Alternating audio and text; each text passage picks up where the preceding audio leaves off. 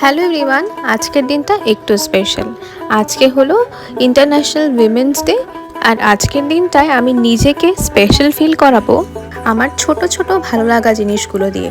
তাই সকালে উঠে প্রথমেই চলে এসেছি আমি আমার ছোট্ট ছাদ বাগানে, যেখানে আমি আমার দেখে নিচ্ছি গাছগুলোকে। সকালের প্রথম দিকটায় যদি গাছের সাথে সময় কাটানো যায় তাহলে কিন্তু মনটা সারাদিন বেশ ফুরফুরে লাগে। এরপর নিয়ে নিয়েছি সকালে আমার মর্নিং ড্রিঙ্ক, আজকে ছিল আমলা অ্যান্ড চিয়া সিড ওয়াটার।